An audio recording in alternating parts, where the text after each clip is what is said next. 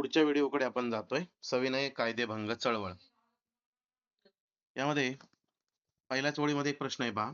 लाहोर अधिवेशनात संपूर्ण स्वातंत्र्याचा ठराव संमत झाला आणि महात्मा गांधींनी सविनय कायदेभंग करण्याचा निर्णय घेतला. तर असा प्रश्न येऊ शकतो. संपूर्ण स्वातंत्र्याचा ठराव कोणत्या अधिवेशनामध्ये झाला? त्यानंतर हा सविनय कायदेभंग सुरू केल्यानंतर मिठावरील कर रद्द करण्यासाठी दांडी यात्रा काढली गेली होती.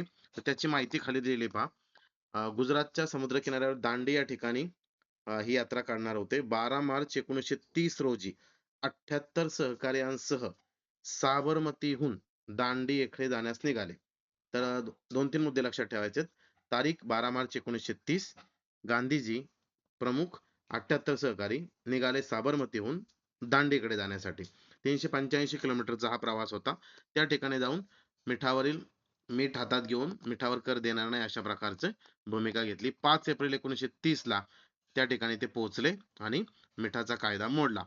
त्यानंतर पेशावरचा सत्याग्रह खान अब्दुल गफार खान, की जे गांधीजींचे निष्ठावंत अनुयायी म्हणून मानले जातात किंवा त्यांना सरहद्द गांधी म्हणून ओळखलं जातं. तर हा एक प्रश्न येऊ शकतो. खालीलपैकी कोणाला सरहद्द गांधी म्हणून ओळखले जाते? तर ते उत्तर असेल खान अब्दुल गफार खान.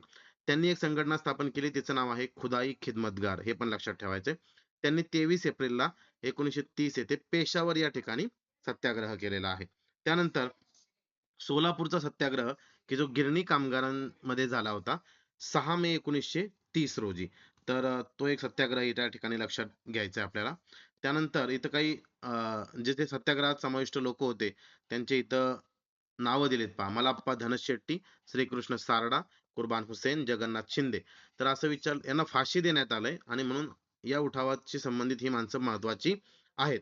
तर असं जर विचारलं की मलप्पा धनशेट्टी, श्रीकृष्ण सारडा, कुर्बान हुसेन, जगन्नाथ शिंदे हे कोणत्या उठावाशी संबंधित आहेत? तर सोलापूर उठावाशी संबंधित आहेत. त्यानंतर गुजरातमध्ये धारासना येथे देखील सत्याग्रह झाला, की ज्या ठिकाणी सरोजिनी नायडू यांनी तो सत्याग्रह केलेला आहे. तर धारासनाचा सत्याग्रह सरोजिनी नायडू हे नाव लक्षात ठेवायचे. त्यानंतर पुढे बाबू गेनू यांचं बलिदान. मुंबईत परदेशी मालावर बहिष्कार आंदोलन सुरू झालं होतं. तर बाबू गेनू गेनू हे परदेशी मालाला जो ट्रक जाणार होता त्याला आडवे पडले होते. ते त्या ठिकाणाहून हलले नाही, त्यांच्या अंगावरून ट्रक गेला. तर ते बाबू गेनूचं आंदोलन लक्षात ठेवायचे. या पद्धतीनं आपल्याला हे काही महत्वाचे जे सत्याग्रह घडले, सोलापूरचा असेल, पेशावरचा असेल, दारासना सत्याग्रह असेल, दांडी यात्रेचा असेल, बाबू गेनूचं बलिदान लक्षात ठेवायचे. त्यानंतर गोलमेज परिषदा भरल्या होत्या, की सविनय कायदेभंगाचा आंदोलनाचा विचार करून ब्रिटनचे पंतप्रधान किंवा प्रधानमंत्री रॅमसे मॅकडोनाल्ड यांनी एक परिषद आयोजन केली होती, की ज्याला गोलमेज परिषद असं म्हटलं जातं. गोलमेज, गोल याचा अर्थ राऊंड आणि मेज म्हणजे टेबल. तर राऊंड टेबल कॉन्फरन्स असं इंग्लिशमध्ये त्याला म्हणतात. 1930 ते 32 या कालावधीमध्ये एकूण 3 गोलमेज परिषदा झालेल्या आहेत. आता बघूयात एक-एक. चला, पहिली गोलमेज परिषद, रॅमसे मॅकडोनाल्ड अध्यक्ष. लक्षात ठेवा, प्रश्न येऊ शकतो. पहिल्या गोलमेज परिषदेचे अध्यक्ष कोण होते? तर रॅमसे मॅकडोनाल्ड. त्यानंतर हजर कोण होते? बाबासाहेब आंबेडकर, तेज बहादूर सप्रू, बॅरिस्टर जीना. ठीक आहे. त्यानंतर यामध्ये राष्ट्रीय सभेने सहभाग घेतला नाही. हा एक फार महत्वाचा मुद्दा आहे. तर राष्ट्रीय सभेने यात सहभाग घेतला नाही. पुढे गांधी आणि आयर्विन यांच्यात करार झाला. तर राष्ट्रीय सभेचा सहभाग इंग्रजांना अपेक्षित होता आणि त्या संदर्भातला हा करार झाला. त्या करारामध्ये असं ठरलं की व्हाईसरॉयने गांधीजींना आणि अन्य नेत्यांना तुरुंगातून मुक्त करावे. तर या करारानुसार गांधीजींना मुक्त करण्यात आलं आणि दुसरी जी काही गोलमेज परिषद होती त्या गोलमेज परिषदेला गांधीजी हजर राहिले. तर ती 1931 सालची गोलमेज परिषद होती. त्यावेळी गांधीजी हजर राहिले. त्याच दरम्यान पुणे करार झाला होता, की गोलमेज परिषदामध्ये दलितांचे प्रतिनिधित्व केले आंबेडकरांनी आणि आंबेडकरांनी जसं मुस्लिमांसाठी स्वतंत्र मतदारसंघ मिळाले होते तसं दलितांसाठी स्वतंत्र मतदारसंघ मिळावे अशी मागणी केली आणि मग रॅमसे मॅकडोनाल्ड यांनी जातीय निवाडा जाहीर केला आणि दलितांसाठी सुद्धा स्वतंत्र मतदारसंघ जाहीर केला. मात्र हे गांधीजींना आवडलं नाही. त्यांनी उपोषण केलं. कुठे केलं? येरवडा तुरुंगात, पुणे या ठिकाणी. लक्षात ठेवायचंय. येरवडा तुरुंगामध्ये गांधीजींनी उपोषण केलेलं आहे आणि मग आंबेडकर आणि गांधीजी यांच्यामध्ये जो करार झाला, की आंबेडकरांनी ती विनंती मान्य केली गांधीजींची, की स्वतंत्र मतदारसंघ न देता राखीव जागा देण्याची तरतूद मान्य केली. त्यालाच पुणे करार असं म्हटलं जातं 1932 सालचा. ते एक लक्षात ठेवायचं. तिसरी गोलमेज परिषद 32 साली भरली इंग्लंडमध्ये. यावर देखील राष्ट्रीय सभेने बहिष्कार घातला होता. म्हणजे राष्ट्रीय सभेने पहिल्यावर पण बहिष्कार घातलाय, तिसऱ्यावर पण घातलाय. दुसऱ्या परिषदेला फक्त गांधीजी हे त्यांचे राष्ट्रीय सभेचे प्रतिनिधी म्हणून त्या ठिकाणी हजर झालेले दिसतात. त्यानंतर सविनय कायदेभंगाची दुसरी फेरी वगैरे. ठीक आहे, काय हरकत नाही. पुढच्या भागाकडे जाऊ आपण. स्वातंत्र्य लढ्याचं हे अंतिम पर्व आहे. याच्यामध्ये 1935 चा कायदा हा फार महत्वाचा आहे, की ज्याच्या अंतर्गत प्रांतिक मंत्रिमंडळ स्थापन झाली होती आणि 1937 मध्ये देशातील 11 प्रांतामध्ये निवडणुका झाल्या आणि 8 प्रांतामध्ये राष्ट्रीय सभेला बहुमत मिळालं होतं. तर देशामध्ये जे 11 प्रांत होते, म्हणजे जसं आता 25 घटक राज्य आहेत, तसं त्या काळामध्ये 11 प्रांत होते. तर या 11 प्रांतामध्ये ह्या निवडणुका घडल्या आणि त्यामध्ये 11 मधल्या 8 प्रांतामध्ये राष्ट्रीय सभेला बहुमत मिळालं होतं 1937 साली. ही एक महत्वाचा टप्पा होता राष्ट्रीय सभेसाठी. त्यानंतर 1942 साली क्रिप्स योजना आली होती. तर दुसऱ्या महायुद्धात इंग्लंडने जपानच्या विरोधात अमेरिकेचा पक्ष घेतला आणि त्यावेळी देखील जे प्रधानमंत्री होते विन्स्टन चर्चिल, त्यांनी स्ट्रॅफर्ड क्रिप्स यांना भारतात पाठवलं होतं आणि भारताने आपल्याला मदत करावी अशा प्रकारची ती भूमिका होती. दुसरे महायुद्ध 1939 ते 46 या दरम्यान चाललेलं होतं. त्या काळात राष्ट्रीय सभेच्या मंत्रिमंडळाने काही ठिकाणी राजीनामे दिलेले दिसतात. 14 जुलै 42 रोजी छोडो भारत चळवळ सुरू करावी असा एक विषय मांडण्यात आला. तर 7 ऑगस्ट 1942 रोजी, हे एक तारीख लक्षात ठेवायची, 7 ऑगस्ट 1942 मुंबईमध्ये गवालिया टँक मैदानावर राष्ट्रीय सभेचं अधिवेशन सुरू झालं. अध्यक्ष होते मौलाना अबुल कलाम आझाद. तर ब्रिटिशांनी भारत सोडून जावे अशा प्रकारचं त्या ठिकाणी घोषणा दिली गेली. छोडो भारत. तर चले जाओ चळवळ किंवा छोडो भारत चळवळ असंही याला आपण म्हणतो. तर ती तारीख आहे 7 ऑगस्ट 1942. त्यानंतर या ठिकाणी वैयक्तिक सत्याग्रहामध्ये जे विनोबा भावे आहेत, आचार्य विनोबा भावे, हे पहिले वैयक्तिक सत्याग्रही आहेत. हा प्रश्न अनेक वेळा स्पर्धा परीक्षांना विचारला गेला, की आचार्य विनोबा भावे हे वैयक्तिक सत्याग्रहाचे पहिले सत्याग्रही होते. त्यांनाही तुरुंगवास झालेला आहे. त्यानंतर स्मृतिगाथा बालवीरांची, यामध्ये शिरीष कुमार याने वंदे मातरमच्या घोषणा दिल्या होत्या नंदुरबार या ठिकाणी आणि त्या गोळीबारात त्याचा मृत्यू झाला होता. तर हा शिरीष कुमार हे एक नाव लक्षात ठेवा. आपल्याला पहिली दुसरीला काहीतरी त्याचा धडा पण होता. त्यानंतर भूमिगत चळवळ, जयप्रकाश नारायण हे भूमिगत चळवळीचे प्रणेते म्हणून मानले जातात. तर समाजवादी कार्यकर्ते जयप्रकाश नारायण, राम मनोहर लोहिया, छोटूभाई पुराणिक, अच्युतराव पटवर्धन, अरुणा असफ अली, युसुफ मेहर अली, सुचिता कृपलानी, एस एम जोशी, शिरूबाई लिमये, नागा गोरे, यशवंतराव चव्हाण, वसंतदादा पाटील, ही सगळी नावं आहेत पहा. तर यामध्ये ही भूमिगत चळवळ देखील 1942 साली सुरू झालेली आहे. ही काही चित्र पण त्यांची आपल्याला इथं पाहायला मिळतात. त्यामध्ये रायगड जिल्ह्यातील कर्जत तालुक्यामधील भाई कोतवाल यांचा आझाद दस्ता, तर नागपूरच्या जनरल आवारी यांची लाल सेना, अशा गटांनी कित्येक महिने सरकारला सळो की पळो करून सोडलं होतं. तर लाल सेना म्हटलं की जनरल आवारी आणि नागपूर लक्षात ठेवायचंय. आझाद दस्ता म्हटलं की भाई कोतवाल, रायगड जिल्ह्यातील कर्जत लक्षात ठेवायचंय. त्यानंतर इथं लक्षात ठेवायचंय मुंबईला विठ्ठल जव्हेरी आणि उषा मेहता यांनी एक गुप्त रेडिओ केंद्र चालवलं होतं. त्याला आझाद रेडिओ म्हटलं होतं. तर हे सुद्धा महत्वाचं आहे. अनेक वेळा परीक्षेला विचारलंय. उषा मेहता हे नाव लक्षात ठेवा. उषा मेहता, विठ्ठल जव्हेरी हे नाव लक्षात ठेवा, ज्यांनी आझाद रेडिओ चालवलं होतं.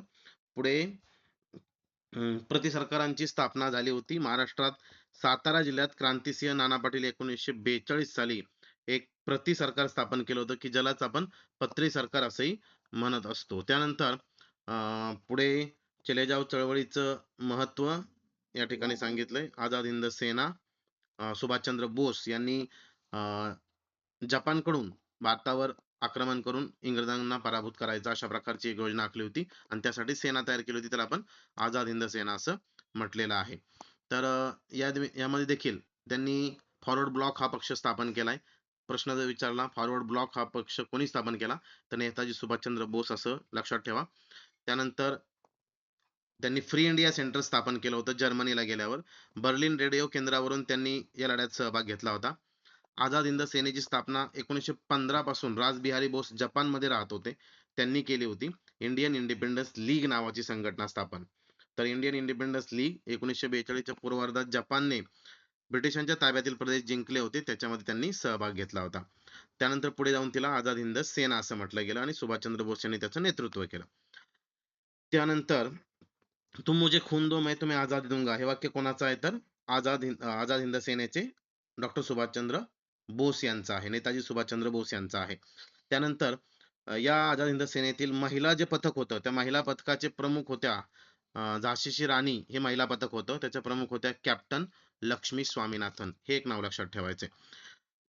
त्यानंतर नोव्हेंबर 1943 मध्ये जपानने अंदमान आणि निकोबार ही बेटं जिंकून घेतली होती, जी आपल्या आग्नेय भागामध्ये आहेत भारताच्या.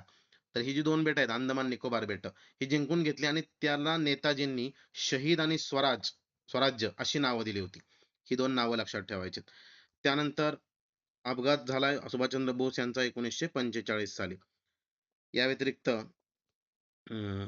18 फेब्रुवारी 1946 रोजी मुंबई येथील तलवार या ब्रिटिश नौकेवर हल्ला झाला होता. ते तलवार नौका एक लक्षात ठेवा. त्यानंतर पुढच्या प्रकरणाकडे जाऊ. सशस्त्र क्रांतिकारी चळवळ. यामध्ये वासुदेव बळवंत फडके, की ज्यांना आद्य क्रांतिकारक असं म्हटलं जातं, नाव लक्षात ठेवा. वासुदेव बळवंत फडके. तर यांच्या संदर्भातला थोडासा मुद्दा वाचून घ्या.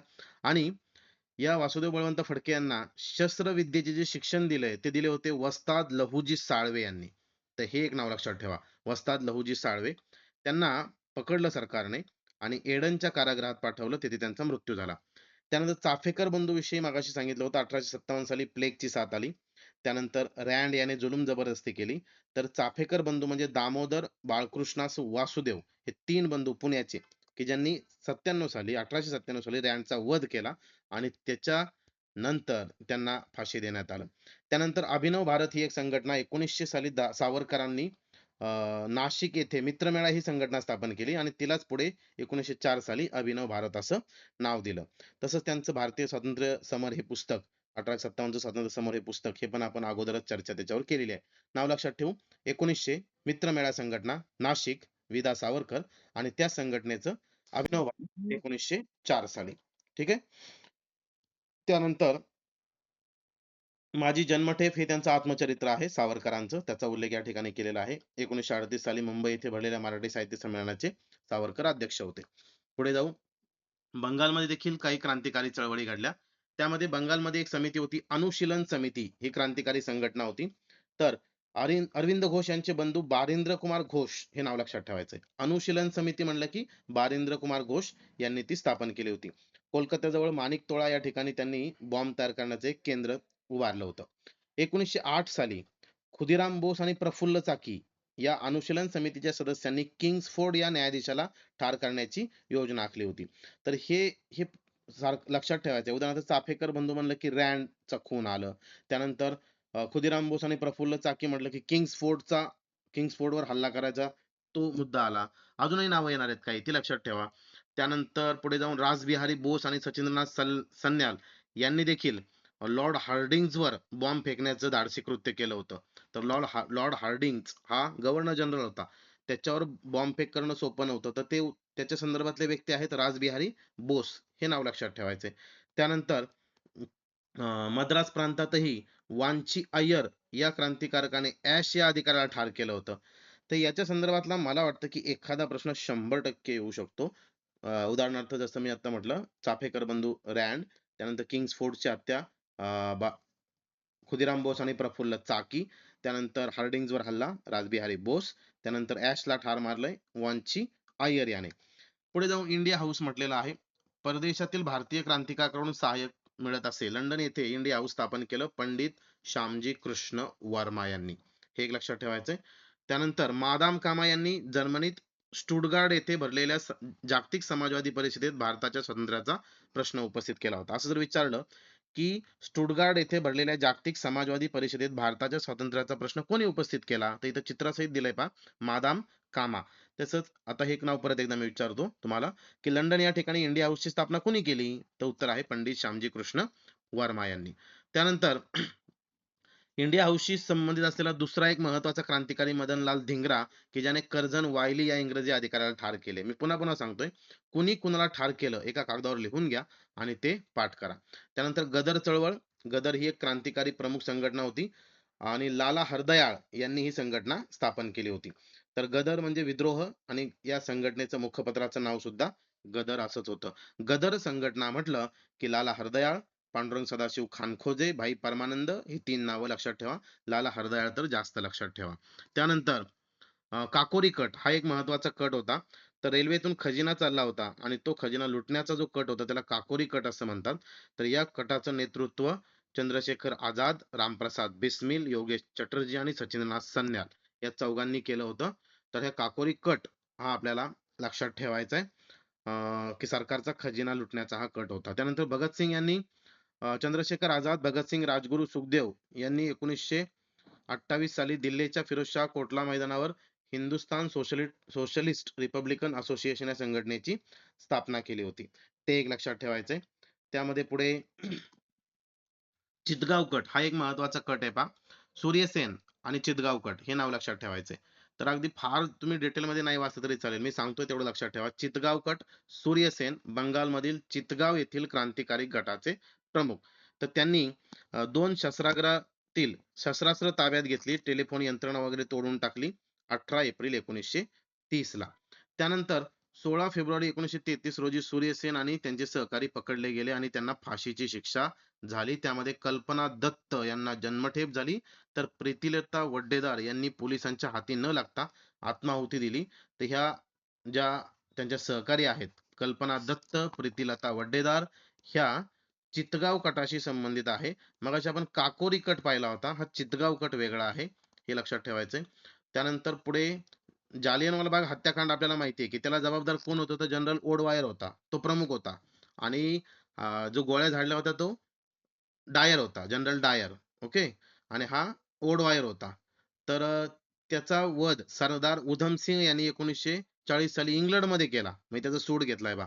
तर उधम सिंग, ओडवायर, त्यानंतर मदनलाल धिंगरा, कर्जन वायली, त्यानंतर भगतसिंग राजगुरू, रँड, त्यानंतर किंग्सफोर्ड वर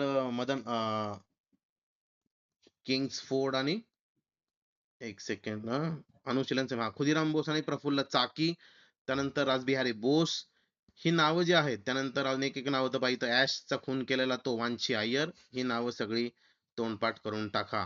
या व्हिडिओ मधून जरी पाहिलं तरी चालेल, पुस्तकात नका पाहू, वाटल्यास इथून पहा, पुस्तक समोर ठेवा. पुढे समतेचा लढा असं म्हटलेलं आहे. ह्याच्यामध्ये शेतकऱ्यांची चळवळ, नीळ उत्पादन करणाऱ्या शेतकऱ्यांची चळवळ एक उभी केली होती. नीलदर्पण या नाटकाने दीनबंधू मित्र यांच्या नीलदर्पण या नाटकाने ते निळे उत्पादकांची हालाकीची स्थिती वर्णन केली होती. 1875 साली महाराष्ट्रातील शेतकऱ्यांनी काही उठाव केला होता. किसान सभा स्थापन केली होती 1918 साली. 1936 साली एन.जी. रंगा यांनी अखिल भारतीय किसान सभा स्थापन केली होती. त्यानंतर 1936 साली, आता हे फार महत्वाचं आहे. जे महत्वाचं आहे मी ते तिथं सांगतोय तुम्हाला. 1936 साली महाराष्ट्रातील ग्रामीण भागात फैजपूर येथे राष्ट्रीय सभेचं अधिवेशन भरलं होतं. तर ग्रामीण भागातलं राष्ट्रीय सभेचं अधिवेशन जर कोणतं असं विचारलं, तर ते फैजपूर असं लिहायचंय आपण सगळ्यांनी. ओके. त्यानंतर साने गुरुजींचा या ठिकाणी उल्लेख आहे, की ज्यांनी पंढरपूरचं विठ्ठल मंदिर दलितांसाठी खुले करण्याचा प्रयत्न केला होता. त्यानंतर कामगारांचं संघटन झालेलं होतं. या पाठात तसं फारसं एवढं महत्वाचं जरी नसलं तरी काही ठराविक मुद्दे आहेत. उदाहरणार्थ नारायण मेघाजी लोखंडे, की जे पुणे जिल्ह्यातील सासवडचे होते. त्यांनी बॉम्बे मिल हँड्स असोसिएशन ही गिरणी कामगारांची संघटना 1890 मध्ये स्थापन केली. तर 1890 मध्ये अशा प्रकारे Bombay mill and hands association ही संघटना कोणी स्थापन केली? तर ती लिहायचंय नारायण मेघाजी लोखंडे यांनी. त्यानंतर श्रीपाद अमृत डांगे यांचाही या ठिकाणी उल्लेख आलेला आहे. इंडिया ट्रेड युनियन काँग्रेसची स्थापना करण्यात आली, की ज्याच्यामध्ये नाम जोशी यांच्या आयटकचा मोठा वाटा होता. लाला लजपतराय हे आयटकच्या, म्हणजे आयटकच्या पहिल्या अधिवेशनाचे अध्यक्ष होते. तर आयटक म्हणजे काय? इंडिया ट्रेड युनियन काँग्रेस, की जे 1920 साली all India trade union Congress स्थापन झालं होतं. त्याचे ते अध्यक्ष होते. जर विचारलं की आयटकचे पहिले अध्यक्ष कोण, तर उत्तर लिहायचंय लाला लजपत राय. ठीक आहे. पुढे जाऊ. समाजवादी चळवळ, यामध्ये काही नेते आहेत पहा. नरेंद्र देव, राम मनोहर लोहिया. या पाठात फार काही जवळ जास्त डिटेलमध्ये बघायची गरज नाही. इथं बघूयात, रमाबाईंनी स्थापन केलेला आर्य महिला समाज व शारदा सदन, तसेच रमाबाई रानडे यांनी स्थापन केलेला सेवा सदन, हे मागे येऊन गेलेलं आहे तरी पुन्हा बघा. परत भारत महिला परिषद 1904, ऑल इंडिया विमेन कॉन्फरन्स या संस्थांचीही स्थापना झाली. तर हे देखील लक्षात ठेवा. त्यानंतर रखमाबाई जनार्दन सावे या भारताला वैद्यकीय सेवा देणाऱ्या पहिल्या स्त्री डॉक्टर होत्या. तर रखमाबाई जनार्दन सावे हे नाव लक्षात ठेवायचंय. राजकोट येथे त्यांनी रेड क्रॉस सोसायटीची शाखा उघडलेली आपल्याला पाहायला मिळते. आनंदीबाई जोशी पहिल्या भारतीय महिला डॉक्टर. त्यांचा मुलगा 10 दिवसाचा असतानाच मृत्यू झाला आणि मग त्या डॉक्टर झाल्या. तर आनंदीबाई जोशी पहिल्या भारतीय महिला डॉक्टर म्हटलंय आणि इथं वरती नाव येऊन गेलंय रखमाबाई जनार्दन सावे या भारताला वैद्यकीय सेवा देणाऱ्या पहिल्या स्त्री डॉक्टर. तर हे दोन्ही मध्ये कन्फ्युजन होऊ शकतं. जर वैद्यकीय सेवा देणाऱ्या पहिल्या स्त्री डॉक्टर म्हटलं तर रखमाबाई जनार्दन सावे आणि जर पहिल्या महिला भारतीय महिला डॉक्टर विचारलं तर आनंदीबाई जोशी असं आपल्याला म्हणावं लागेल. त्यानंतर दलितांच्या चळवळीच्या संदर्भात काही मुद्दे आहेत पहा. विटाळ विध्वंसन या पुस्तकातून अस्पृश्यतेचे खंडन केले. गोपाळ बाबा वलंकर हे नाव लक्षात ठेवायचंय. महर्षी विठ्ठलरामजी शिंदे यांनी डिप्रेस क्लासेस मिशन हा मुद्दा येऊन गेलेला आहे.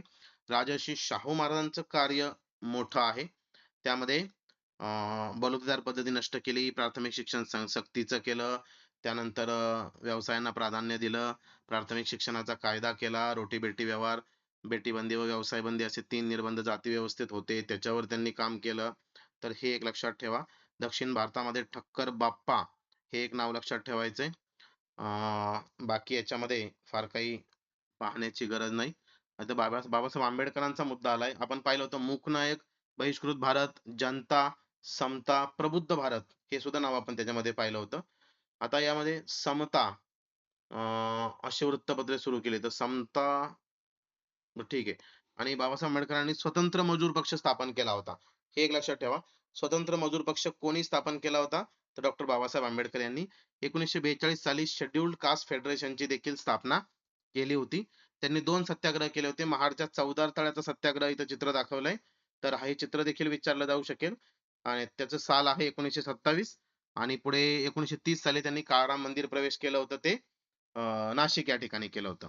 तर 27 साली रायगड जिल्ह्यातील महाडचा 14 तळ्याचा सत्याग्रह, तर 1930 साली नाशिक येथील काळाराम मंदिर प्रवेश हा एक सत्याग्रह.